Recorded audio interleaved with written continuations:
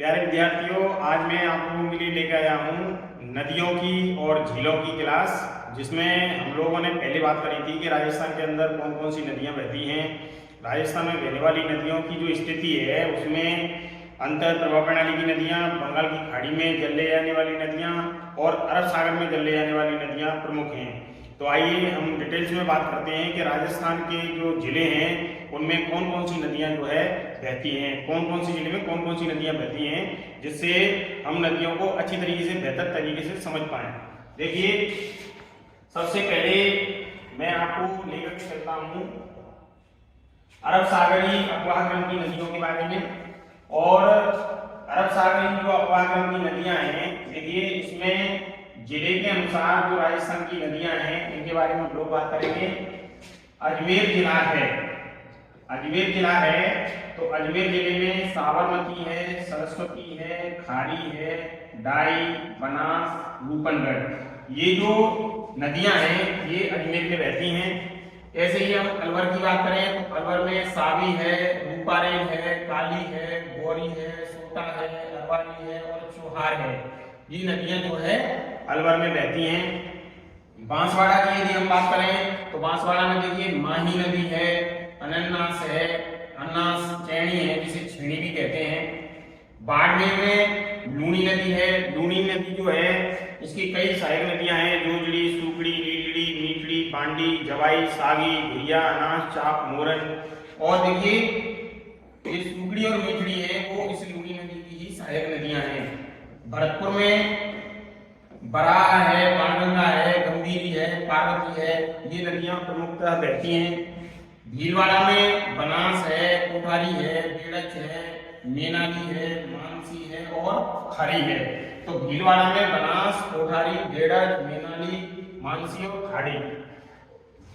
बीकानेर में और चूरू में, बीकानेर और चूरू, ये देखिए बीकानेर और चूरू, ये दो ऐसे जिले हैं जिनमें कोई नदी नहीं बहती है, यानी इन बीकानेर और चूरू में कोई नदी नहीं बहती है। कई बार ये जो है परीक्षा में भी पूछा गया है प्रश्न। बूंदी में कुरान, मांगली, मेघ, ब्राह्मणी, घोड़ा पछाड़, ये प्रमुख नदियां हैं। धौलपुर में चंबल और पार्वती दो नदियां हैं।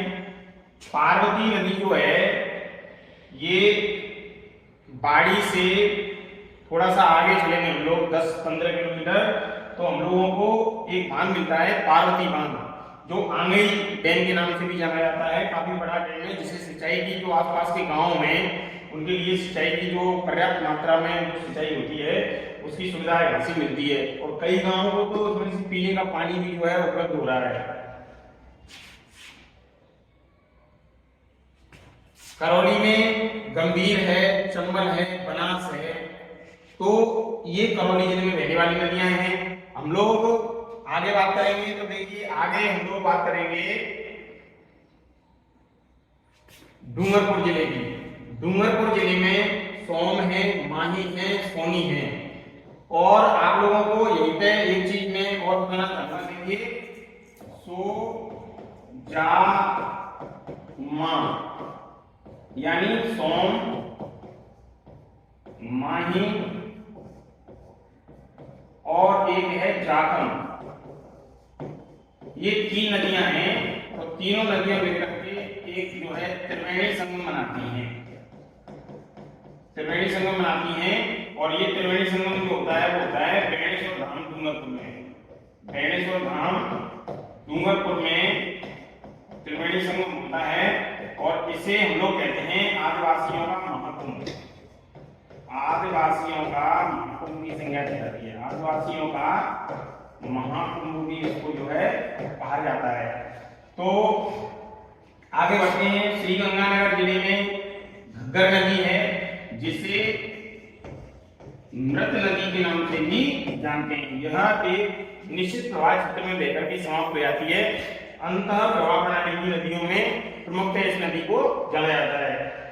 जयपुर जिले की यदि हम बात करें तो जयपुर में देखिए बाणगंगा है। बाणगंगा नदी जो है इस नदी को हम लोग अर्जुन की गंगा भी कहते हैं, अर्जुन की गंगा। किंवदंती में कहा जाता है कि जब कौरव पांडव जब युद्ध हुआ था तो उस समय में जो अर्जुन था उसने प्यास बुझाने के लिए तीर चलाया और उसके द्वारा जो है गंगा नदी, जिसे अर्जुन की गंगा कहते हैं, जिसे हम बाण गंगा नदी के नाम से जानते हैं, बांडी है, ढूंढ है, मोरेल है, सावी है, सोटा है, ये जयपुर में बहने वाली प्रमुख नदियां हैं। इसके अलावा गाई है, सखा है, मानसी है, मेंधा है। जैसलमेर जिला है, जैसलमेर जिले में काकड़े है, चंगड़ है, लाठी है, धुआ है, धुगड़ी है। जालौर जिले में लूनी, बांडी, जवाई, सुकड़ी और सारी ये प्रमुखतः नदियां हैं। इसमें अधिकांश नदियां जो है वो अंतः प्रवाह प्रणाली की नदियां हैं। झालावाड़ जिले की यदि हम बात करें तो देखिए झालावाड़ जिले में जो है काली सिंध है, पार्वती है, छोटी काली सिंध है और निवाज है। ये नदियां जो है झालावाड़ जिले में बहती हैं। झुंझुनू में अगर हम बात करें तो कांतली या कांतली कहते हैं, कांतली भी कहते हैं इसको, ये झुंझुनू में बहती है। जोधपुर जिले में लूनी है, मीठड़ी है, जोजली है, ये जो नदियां हैं ये जोधपुर में बहती हैं।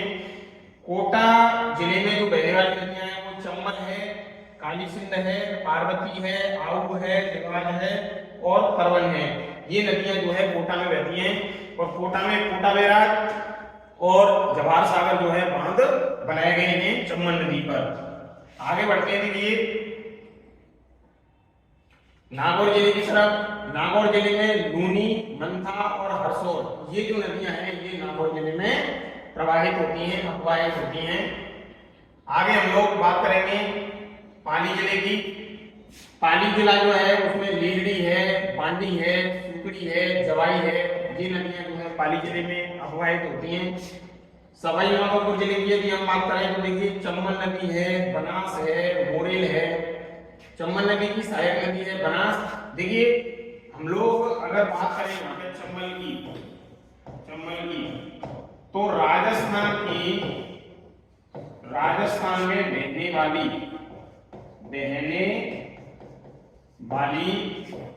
सबसे लंबी नदी है।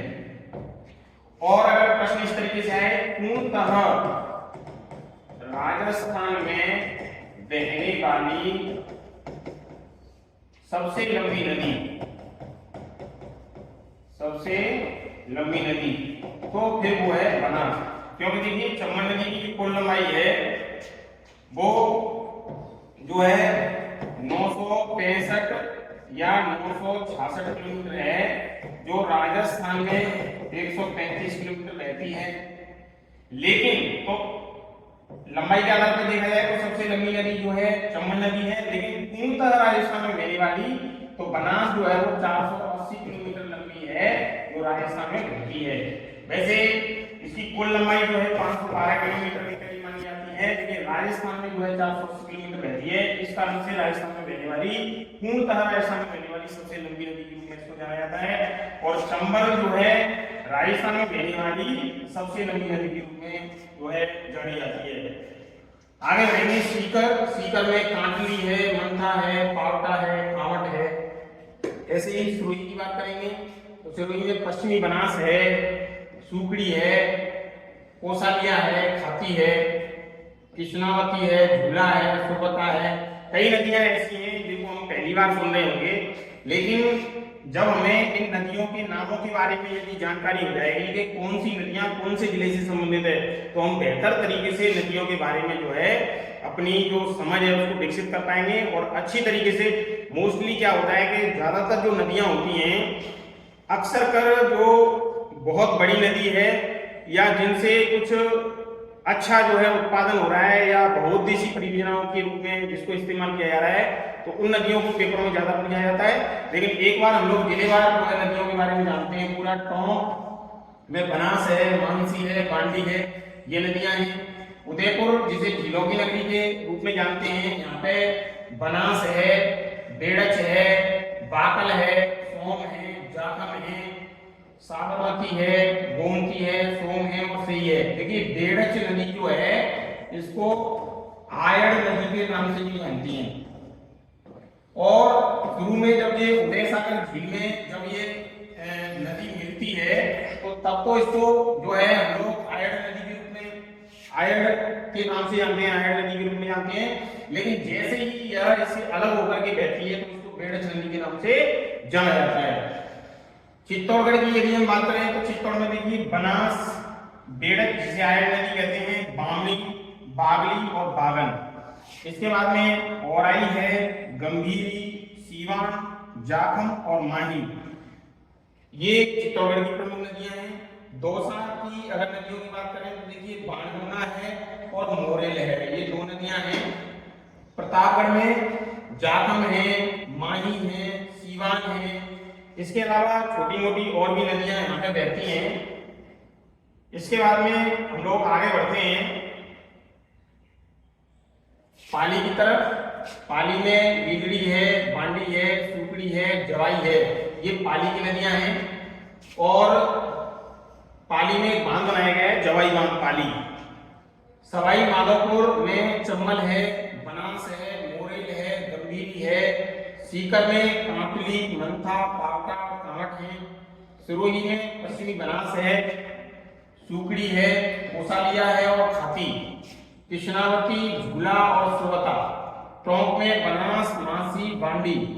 उदयपुर में बनास, बेड़च, डाकल, सोम, जाखम और साबरमती। एक बार रिवीजन हो रहा है इसका। चित्तौड़गढ़ में बनास, बेड़च, बामनी, बागली, बागन, औराई, गंभीरी, सीवान, जाखम और माही, तो ये चित्तौड़गढ़ में रहने वाली नदियां हैं। इसके बाद में देखिए राजस्थान में बहने वाली अंतः प्रवाह प्रणाली की नदियां, बंगाल की खाड़ी की नदियां और अरब सागर में चलने जाने वाली नदियां, अरब सागर में चलने जाने वाली नदियां। तीनों ही प्रकार की नदियों की बात करें तो आंतरिक प्रवाह प्रणाली की जो नदियां हैं, तो देखिए इसका सूत्र मैंने बताया था, काका, सामे, बांगरू। देखिए कांटली, काकने, कांटली, सावी, मेंथा, बांडी, घग्गर और रूपारेल या रूपनगढ़। अरब सागर में जलने जाने वाली नदियां, तो इसमें मां, सोजा, सांप, पालू। तो देखिए माही, सोम, जाखम, साबरमती, पश्चिमनाथ और लूनी। तो लूनी, माही, सोम, जाखम, साबरमती, पश्चिमनाथ, सुकड़ी, जवाई, बीगड़ी, मीगड़ी। तो ये जो लूनी नदी की जो सहायक नदियां हैं, लूनी, सुकड़ी, बीगड़ी, मीगड़ी, बांडी, जवाई, सगाई, भैया, नाथ, चाप, मोरल, ये सभी की सभी नदियां जो है अरब सागर की नदियां हैं। कई जगह पे सारी बोलते हैं, कई जगह पे सराई भी बोल देते हैं। बंगाल की खाड़ी की जो नदियां हैं, इसमें जो मैंने आपको सूत्र बताया था इसके लिए, खावे, काग, बच, पावा। खावे, काग, बच, पावा। खारी, बेड़च, काली सिंध, गंभीरी, बनास, चम्बल, पार्वती और बाणगंगा, ये जो नदियां हैं ये बंगाल की खाड़ी में जलने जाने वाली नदियां हैं या जल उड़ेलने वाली नदियां हैं। देखिए चंबल, बनास, कोठारी, काली सिंध, बाणगंगा, पार्वती, परवन, बामनी, चाखंड, गंभीरी, कुनू, मेल, मानसी, खारी आदि, तो ये बंगाल की खाड़ी में चलने जाने वाली नदियां हैं। अब चलिए हम लोग आगे बढ़ते हैं। हम बात करेंगे थोड़ा सा डिटेल्स में। मैं चंबल नदी के बारे में बात कर रहा हूं। तो मोस्टली हम लोग देखते हैं कि चंबल नदी का जो उद्गम होता है, इसका जो उद्गम होता है वो मऊ जनापाव की पहाड़ी मध्य प्रदेश से ही निकलती है। मऊ जगह है मध्य प्रदेश में, दक्षिण में स्थित मानपुर के निकट विंध्याचल पर्वत की जनापाव की जो पहाड़ी है वहां से इसका जो है विकास होता है। और चंबल नदी मध्य भारत में यमुना नदी की बहुत बड़ी जो है एक सहायक नदी के रूप में जानी जाती है। और इस तरह से ये जो है गंगा जल निकासी प्रणाली का हिस्सा बनती है। यहाँ से जनापाव की जो पहाड़ी है वहां से निकल करती है। और राजस्थान में जो 84गढ़ है, 84गढ़ इसे कहते हैं 84गढ़ चित्तौड़गढ़, तो 84गढ़ के समीप चित्तौड़गढ़ से राजस्थान में प्रवेश करती है। और राजस्थान में बहने के बाद में आगरा उत्तर प्रदेश के पास में जो ईटानगर है वहां मुरादागंज के स्थान पर यमुना नदी में जाकर के मिल जाती है। तो यमुना नदी में जो है ये इसका जो है विसर्जन होता है। इस नदी की जो कुल लंबाई है वो 966 किलोमीटर है। कई किताबों में 963 किलोमीटर भी दे रखा है, लेकिन राजस्थान की अगर पर्टिकुलर बात करें तो 135 किलोमीटर ये बहती है राजस्थान में। देखिए आप राजस्थान में कुल 19,500 किलोमीटर क्षेत्र है। प्रदेश से 315 किलोमीटर प्रवाहित होती है। राजस्थान में बहने वाली यह सबसे लंबी नदी है। तो राजस्थान में बहने वाली सबसे लंबी नदी के रूप में इसकी पहचान है, जो राजस्थान और एमपी के मध्य सबसे लंबी अंतर्राज्यीय सीमा भी बनाती है। भैंसरोडगढ़ चित्तौड़गढ़ के समीप स्थित जो है इस स्थान पर चंबल नदी चूलिया जलप्रपात बनाती है। ये प्रश्न कई बार पूछा गया है कि चूलिया जलप्रपात किस नदी पर बनाया गया है? चंबल नदी पर बनाया गया है। कहां पर बनाया गया है? भैंसरोडगढ़ चित्तौड़गढ़ के समीप में बनाया गया है। प्यारे विद्यार्थियों, मैं अभी आप लोगों को थोड़ा डिटेल्स में समझा रहा हूं। मैं एक एक प्रश्न को, नदियों का जो महत्वपूर्ण प्रश्न है उनको बना करके और मैं पीपीटी के माध्यम से आपको सारे प्रश्नों के बारे में भी जानकारी दूंगा।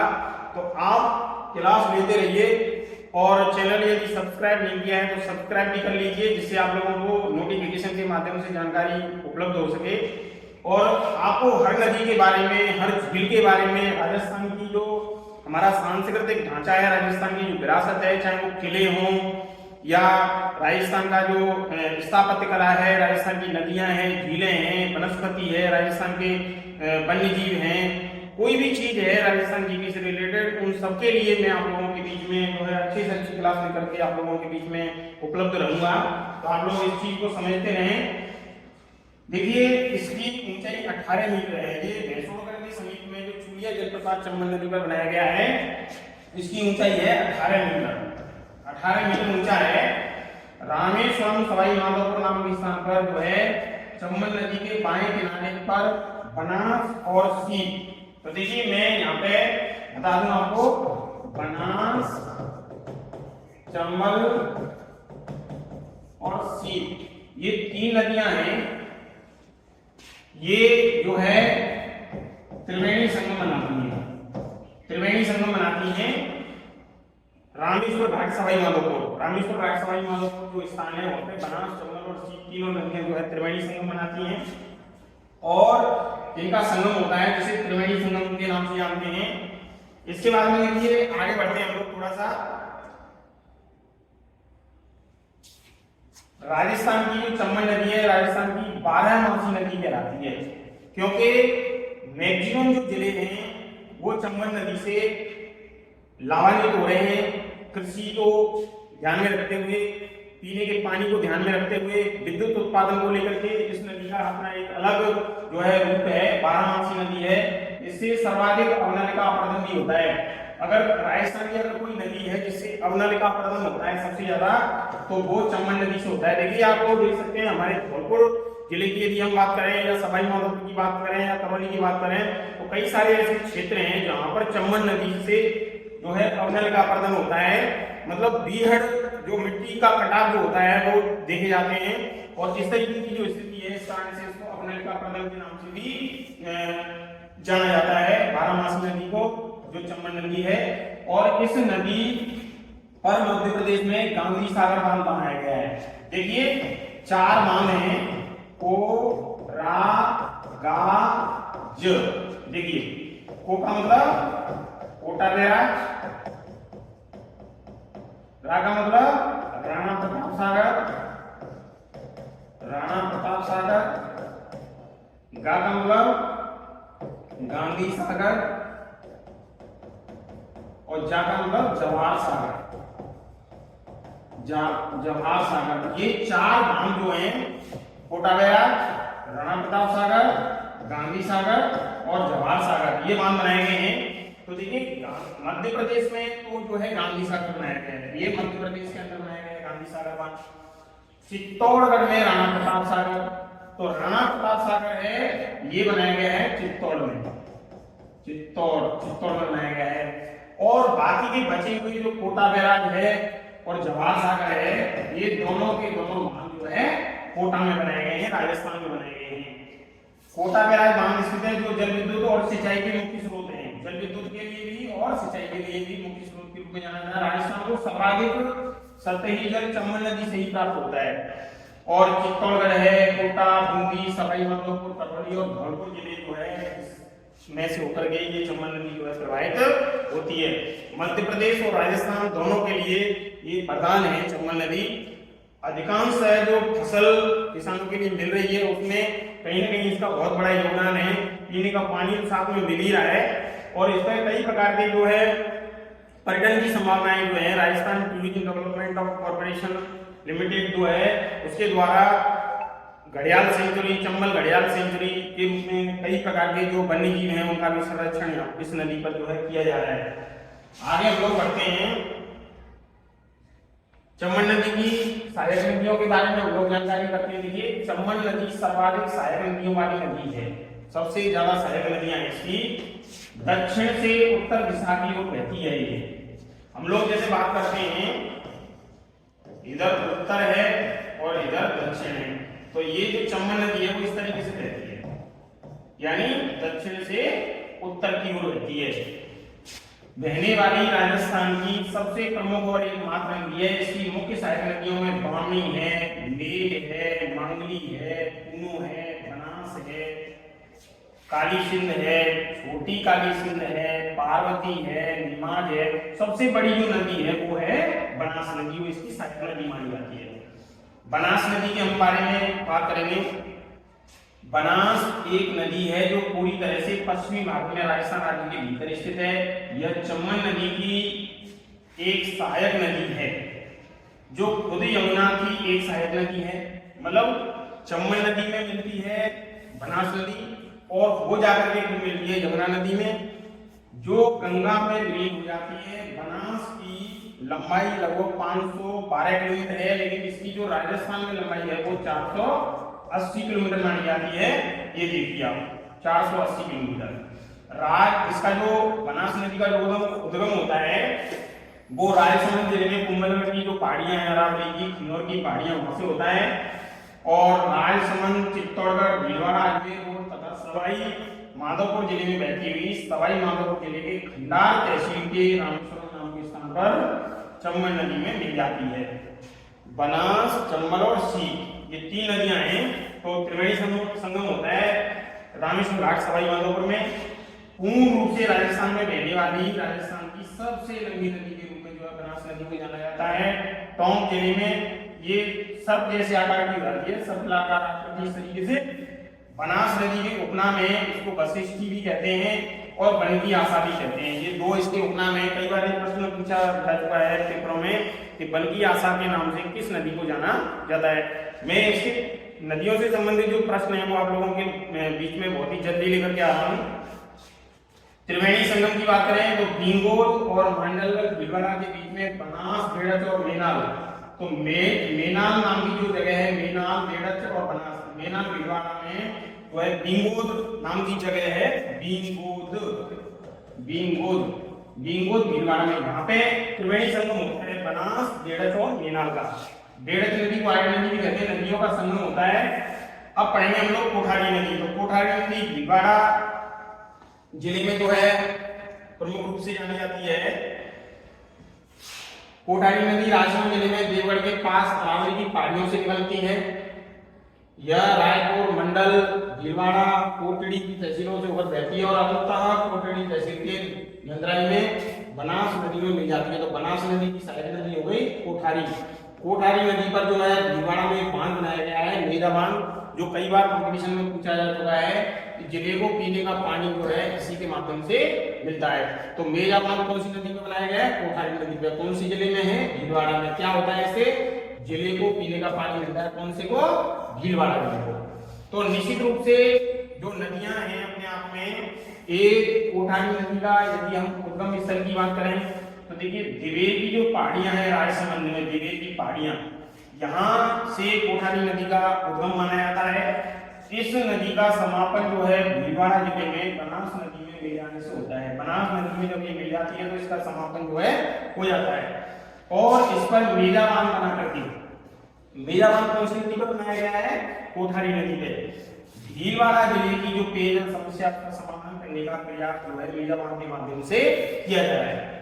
बेड़ज नदी के बारे में हम बात करें, उद्गम स्थल इसका गोविंदा की पहाड़ियां हैं उदयपुर में, और अपने उद्गम स्थल से उदय सागर झील तक, देखिए बेड़ज नदी जो है उदय सागर झील तक, यह नदी आयड़ नदी के उपनाम से जानी जाती है। आयड़ नदी कहते हैं इसको। उदय सागर झील तक उदयपुर शहर में यह उदय सागर झील में गिर जाती है, और गिरने के बाद में उदय सागर से निकलने के बाद यह बेड़ज नदी के नाम से जानी जाती है। दोबारा समझें, देखिए पहले बेड़ज नदी जो है उसका उद्गम माना जाता है गोविंदा की पहाड़ियों उदयपुर से। जब इसका उद्गम होता है उद्गम स्थल से उदय सागर झील तक, यह नदी आयड़ के जो है उपनाम से जानी जाती है। लेकिन जैसे ही उदयपुर शहर में यह उदय सागर झील में गिर जाती है और फिर उससे जब निकलती है तब बेड़ज के नाम से जानी जाती है। यह नदी भीलवाड़ा में बहने के बाद मांडलगढ़ के निकट बिंगोद नामक स्थान पर बनारस में मिल जाती है। बेड़ज नदी के किनारे जो है प्राचीन 8 ताम्रयुगीन सभ्यता मिलती है। ताम्रयुगीन सभ्यता यानी कोई भी सभ्यता है उसका जो है कहीं न कहीं संबंध जो है किसी न किसी नदी के किनारे विकसित हुई है। हर सभ्यता जो है किसी न किसी नदी के किनारे विकसित हुई है। अब देखिए काली सिंध नदी, इसका उद्गम स्थल मध्य प्रदेश राज्य के देवास जिले के बामली गांव से होता है। मध्य प्रदेश राज्य के देवास जिले के बामली गांव से जो है काली सिंध नदी का उद्गम होता है। राजस्थान में प्रवेश झालावाड़ जिले से होता है। झालावाड़ से राजस्थान में प्रवेश करती है और समापन कोटा के नैनोरा नामक स्थान पर चंबल नदी में मिल जाने से होता है। अब देखिए यह नदी राज्य में झालावाड़, कोटा और बारां की सीमा बनाती है। 3 जिले हैं, कोटा, बारां और झालावाड़, जिसे हड़ौती अंचल के नाम से भी जाना जाता है। काली सिंध की जो सहायक नदियां हैं उनमें आहू और निवाल, रीवा, पीपलाग और परवन, ये आहू, निवाल, रीवा, पीपलाग और परवन ये प्रमुख जो है नदियां